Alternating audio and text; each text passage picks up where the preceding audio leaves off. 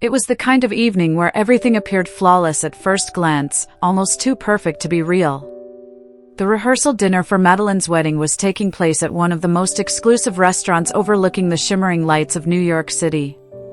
The air was thick with the clinking of crystal glasses, the soft hum of polite conversation, and the kind of elegance that only money could buy.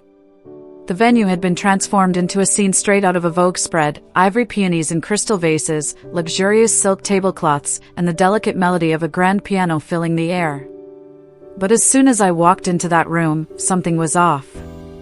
I wasn't sure exactly what it was at first. Maybe it was the way people looked at me as if I didn't belong, or the fact that everyone seemed so comfortable in their wealth. Or maybe it was the feeling, deep in my gut, that I had walked into a play where I was somehow cast in the wrong role. I'd been married to Lucas for 3 years now, but I never quite fit in with his family. Madeline, his glamorous, perfection-obsessed sister, had never been particularly warm to me. Sure, she smiled, but it was that fake, syrupy smile that never quite reached her eyes. The kind of smile that said, "I'm tolerating you because I have to." And Lucas, well, he didn't help.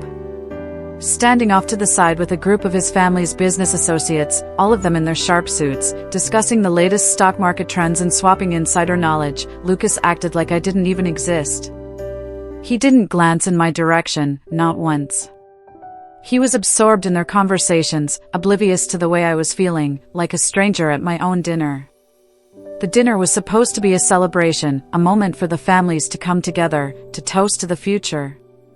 But instead, I was standing there, awkwardly shifting from one foot to the other, feeling like I was invisible. I scanned the room for my name on one of the beautifully handwritten place cards. Nothing. Not even a seat for me at the table. I looked to Madeline, who was standing at the head of the table in her shiny champagne-colored gown, gliding towards me with an air of smug superiority. Her dress hugged her body just right, making it clear that she had chosen it specifically for this moment, the moment when she'd humiliate me. Her voice dripped with false sweetness as she approached. "Oh, Alice, you came. How nice," she said, almost cooing, as if she were speaking to a child. "We only reserved seats for the people actually in the ceremony tonight. I'm sure you understand." Her words cut through the air, thick with mockery, and before I could even process what was happening, the laughter started.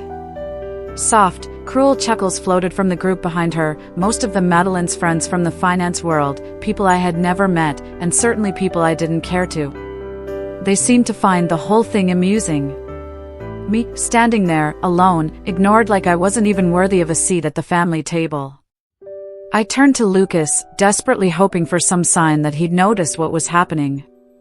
Maybe a glance, a small gesture that would tell me he cared. But no. He raised his glass to some older man, someone I had never seen before, a man who probably couldn't care less about me. They shared a laugh. I was still standing there, my cheeks burning with the humiliation, while he acted as if nothing was wrong. Madeline tilted her head, looking at me with a saccharine smile. "Do you need me to repeat the invitation?" she asked, the edge in her voice unmistakable. "This is a family-only gathering, after all." I felt my spine stiffen, my heart pounding in my chest, but I managed to keep my face neutral. There was no way I was going to give her the satisfaction of seeing me upset. I swallowed the lump in my throat, forcing a tight smile. "Of course," I said, my voice steady, though my insides were anything but calm. "Maybe I'll just go freshen up a bit," I added, as if I had planned this all along. With my head held high, I turned and walked away from the group, my heels clicking against the marble floor, the sound echoing through the room. Not a single person stopped me. No one asked if I was okay, if I needed anything. And just like that, I was outside. The cold breeze of the city night hit me as I stepped onto the balcony, a moment of relief from the suffocating atmosphere inside. The city skyline stretched out before me, a glittering sea of lights. But all I could think about was how I had been reduced to nothing in front of everyone. I pulled my phone from my clutch, my fingers trembling as I opened the messages. I didn't have time to waste. I knew exactly what I had to do. Without hesitation, I typed a single line of text. It was short, direct, and there was no fluff, No unnecessary words. That message would set everything in motion. The tension in the air felt like a weight, pressing down on me with every breath I took. As Madeline's laughter echoed through the room, I couldn't help but feel the sting of her mockery. It was subtle, too subtle to be called outright cruelty, but it was there, layered under her saccharine tone and false kindness.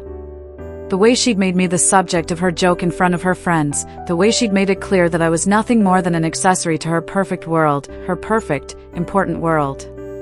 And Lucas?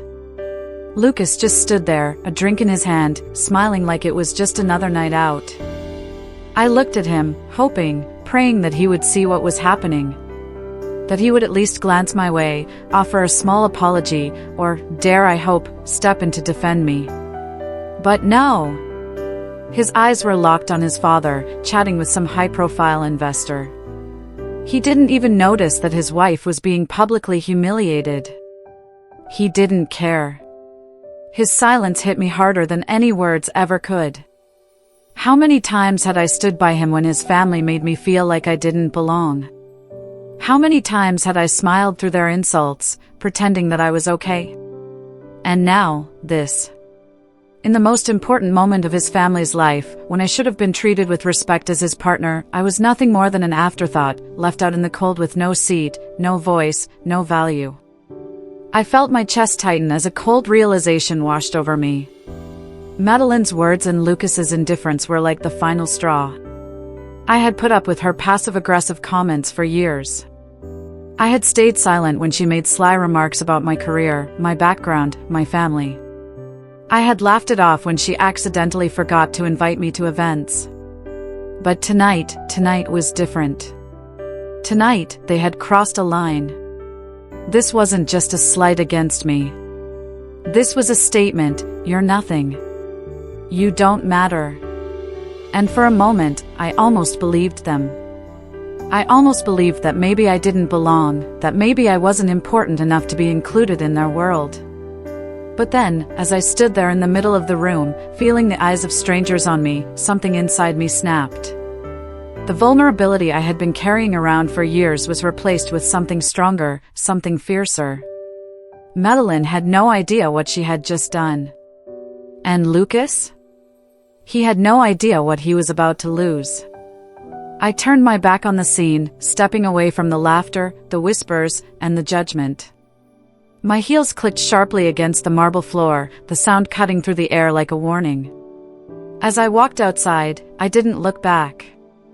Not once. The cool breeze hit my face, and for the first time in hours, I could breathe again. The city skyline stretched before me, its lights flickering like tiny stars. But as the calm of the night washed over me, I felt my heart race. There was no more pretending. No more silence. I pulled my phone from my clutch, my fingers steady as I tapped out a message. It wasn't a long text, there was no need for words. It was precise, calculated. A single line that would change everything. I wasn't going to be invisible anymore. I wasn't going to let them get away with treating me like I was less than them. Madeline had made her move. Now it was my turn. The message was sent. The days that followed felt like an emotional blur. The sting of Madeline's words, the cold shoulder from Lucas, and the sheer audacity of the entire situation lingered in my mind like an open wound. But the more I thought about it, the more I realized something: Madeline's world wasn't as untouchable as she thought. In fact, her perfect little empire, her carefully constructed life built on manipulation, power, and status, was more fragile than anyone could imagine. And that, right there, was my advantage. As the hours ticked by, I replayed everything I had learned over the years. The Whitakers weren't just rich, they were a family steeped in secrets. I had spent years watching them, studying their moves, quietly gathering information that no one else would ever notice. Their wealth wasn't built on just real estate or stock market investments, it was built on risky dealings, hidden loans, and shaky alliances that could crumble with a single wrong move. And Madeline? She thought she could play with fire without getting burned. But she had no idea who she was playing with. I pulled up the financial structure of Whitaker Holdings on my computer late one night. My small office, the one place in our home that still felt like mine, was silent except for the soft hum of the printer. On the screen in front of me was a web of subsidiaries, capital-backed loans, and high-stakes exclusivity deals. There was one name that stood out among the rest: Franklin Hawthorne. Franklin was one of the most powerful men in business. The CEO of Hawthorne Group, a venture capital firm that managed billions of dollars across the country. He was the kind of man who never entered a room without knowing who was going to shake his hand. I had seen him at the Berkshire Foundation Gala, a man who seemed as untouchable as the rest of them, and yet, he was the key. The missing link. Franklin had been a silent partner in some of Whitaker Holdings' riskiest deals, including the ones that had kept Madeline's family afloat for as long as they had. Madeline wanted his approval. She wanted his backing for her position at the Hawthorne Foundation, and that made her vulnerable. Franklin wasn't interested in her charm or her ambition, he was interested in power. And he didn't tolerate people who thought they could play him. So, I made a choice. A decision that would put everything on the line. I dialed Franklin's number. The phone rang 3 times before he picked up, his voice as deep and cold as I remembered. "This is Franklin Hawthorne." "Franklin, this is Sophia Whitaker," I said, my voice steady despite the nervous tremble in my hands. "I hope I'm not calling too late." "It's never too late for something interesting," he replied, clearly intrigued. "What can I do for you?" I took a deep breath, knowing I was about to make a deal that would change everything. "I know you're considering pulling your investment from Whitaker Holdings." There was silence on the other end of the line. Then, a low chuckle. "I've been thinking about it for a while. But I didn't expect you to be the one to bring it up." "I'm not calling to stop that," I continued, my voice unwavering.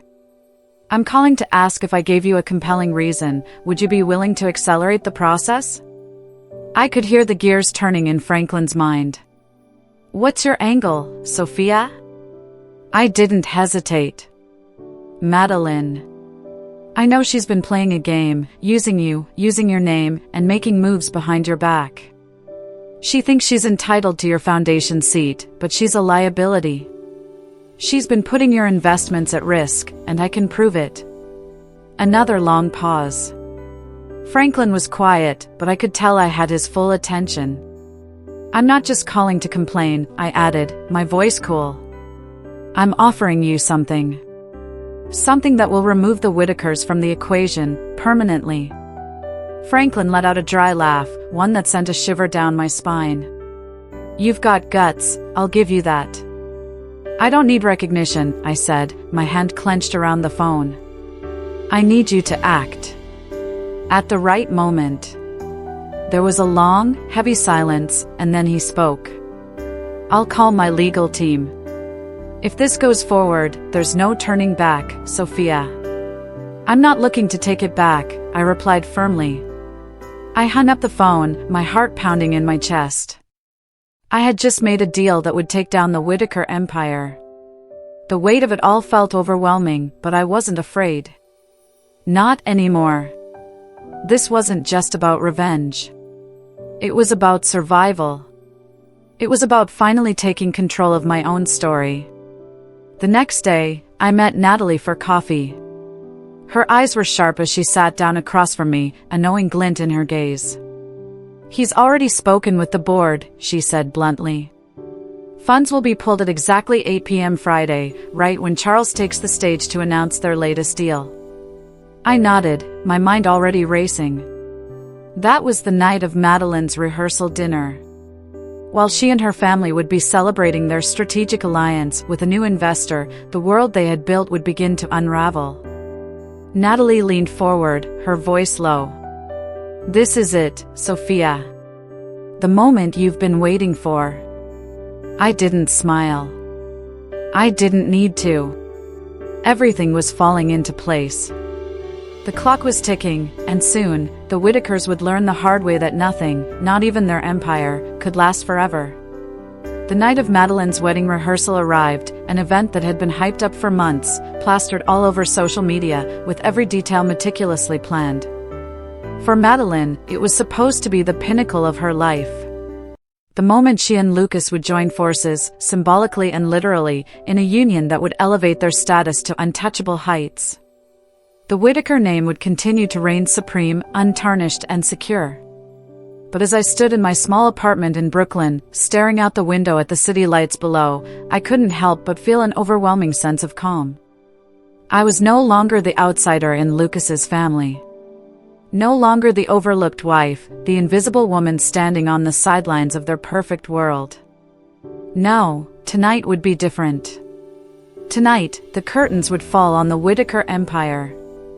At exactly 8 p.m., as Charles Whitaker took the stage at the wedding venue, poised to announce a new alliance between Whitaker Holdings and a major investor, an announcement that had been months in the making, another story was unfolding far from the luxurious ballroom. Inside the Whitaker Holdings conference room, Franklin Hawthorne, the man who had once seemed so unreachable, was on the phone with his legal team. His instructions were simple: pull the investment, and pull it now. As soon as that call was made, the ripple effect began. The partnership Charles had spent years courting was immediately dissolved. The deal that was supposed to save the family's crumbling fortune evaporated in an instant. Back at the venue, the room was buzzing with anticipation as Charles, Madeline, and the guests waited for the big reveal. Madeline was grinning ear to ear, her champagne-colored gown catching the light as she spoke animatedly about the future of Whitaker Holdings. She had no idea that everything she had worked for, the empire she thought was hers for the taking, was crumbling right beneath her feet. And then, just as Charles was about to raise his glass and deliver his speech, his phone buzzed in his pocket. He pulled it out, his face shifting from confidence to confusion, and then to something darker. A quick glance at the screen told him everything he needed to know. Without a word, Charles stood there, his hand shaking as he gripped the microphone. Madeline, completely oblivious, continued to speak, her voice rising in excitement as she prepared to thank the new investor. But it was too late. By the time she finished her sentence, the damage had already been done. The financial world, once buzzing with promises of new opportunities, had suddenly gone silent. The Whitaker empire, built on years of carefully curated appearances, risky investments, and manipulations, had just collapsed. Madeline froze mid-sentence, her eyes scanning the room as whispers began to spread. The elite guests who had gathered to celebrate her wedding were now murmuring, glancing around as if unsure what to do. The tension in the air was thick. A few seconds later, a sharply dressed man from the finance world approached her, his expression grim. "Madeline," he said softly, "the deal has fallen through. We're pulling out." Her face went pale.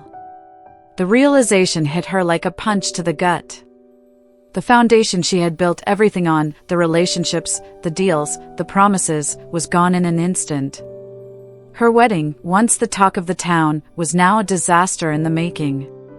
The media, who had been poised to cover every glamorous detail, were already on the phone, broadcasting the collapse of Whitaker Holdings to the world. Across the room, I watched Madeline's face crumble as the full weight of the situation hit her.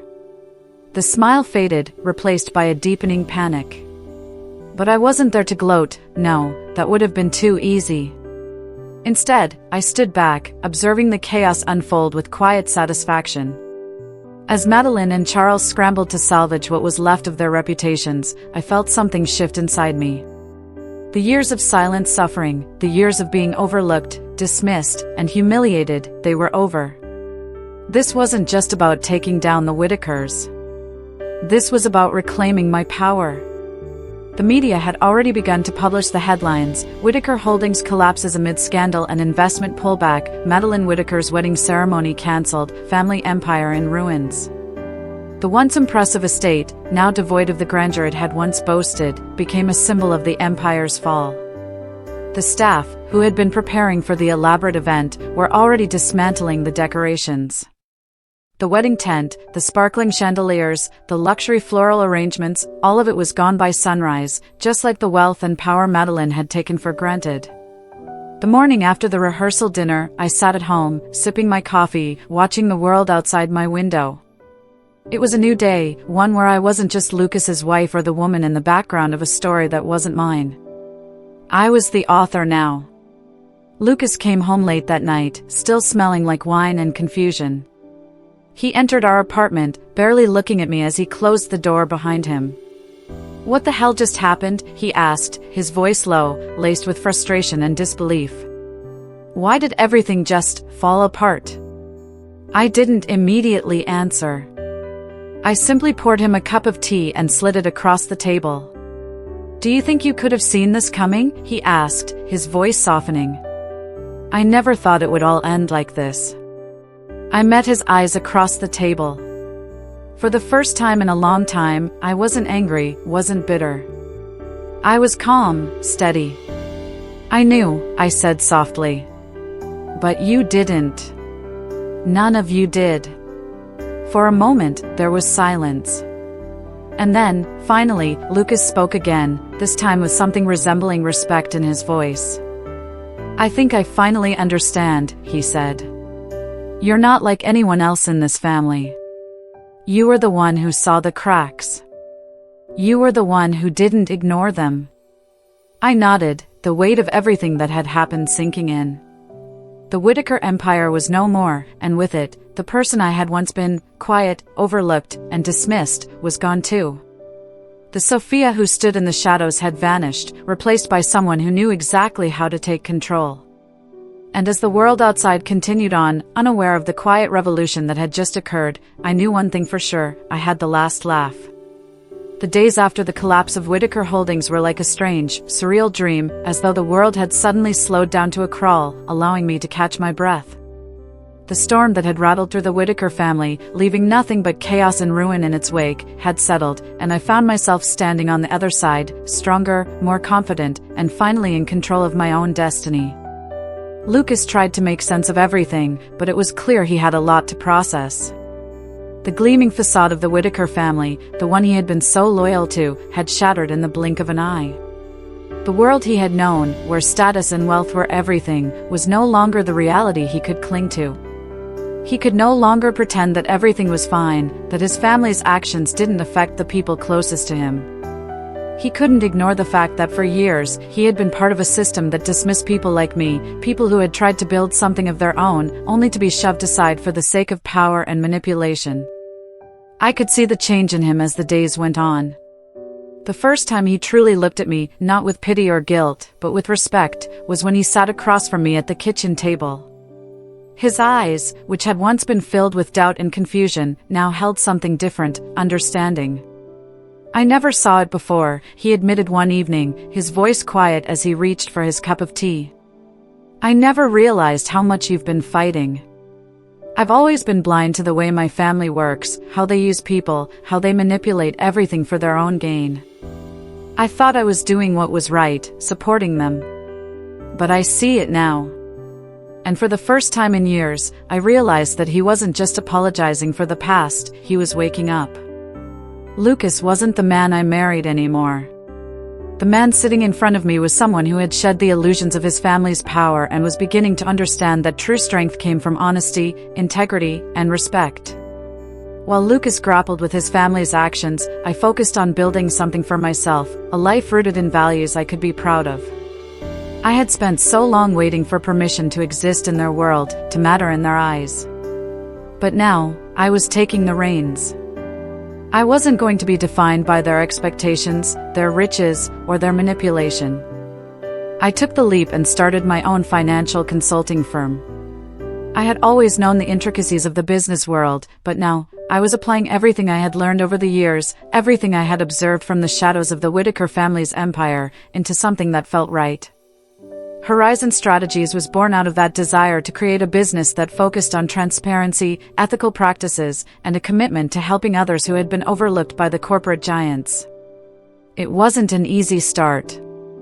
Our first office was tiny, just a cramped, recycled wood desk and a small coffee machine that barely worked, but it was mine. I didn't need the grandeur of the Whitaker name or the privilege of their connections. I was building something real, something grounded in my own values. And slowly, people began to take notice.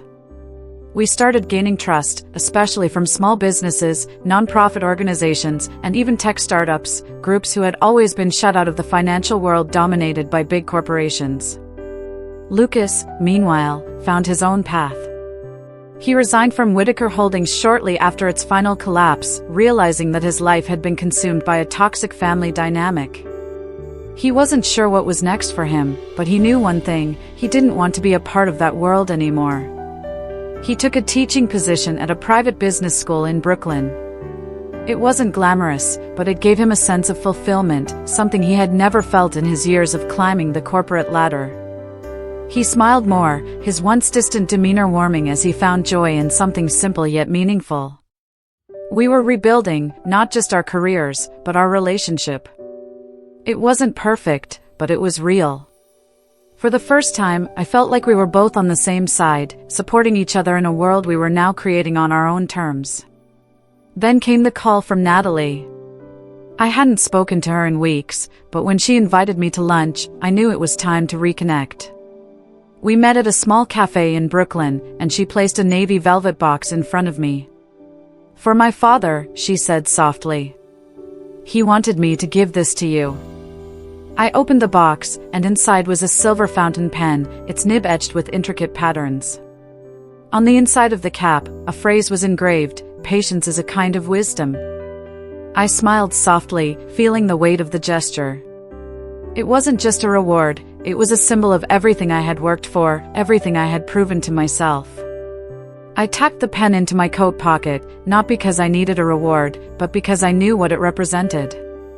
It was recognition, not from Madeline or Lucas's family, but from someone who understood the value of integrity. It was a moment of closure, of peace.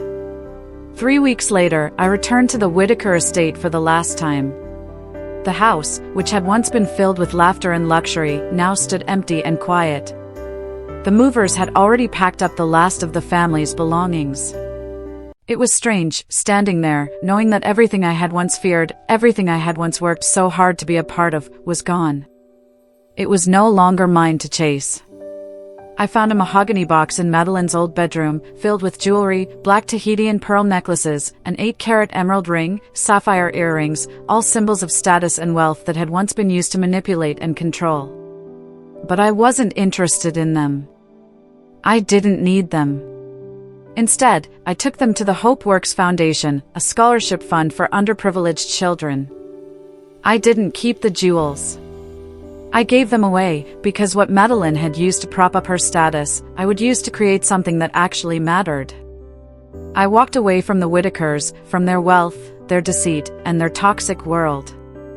Lucas and I moved into a modest 2-story home in Brooklyn, far from the life of luxury we had once been part of. No concierge, no brass elevator, just a small yard, a few potted plants, and the sound of children biking down the street. And for the first time in my life, I felt at peace.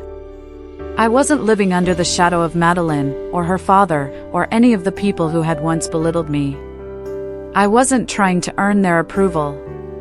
I had built my life on my own terms, grounded in honesty, transparency, and hard work. As for Lucas, he had finally begun to see the truth.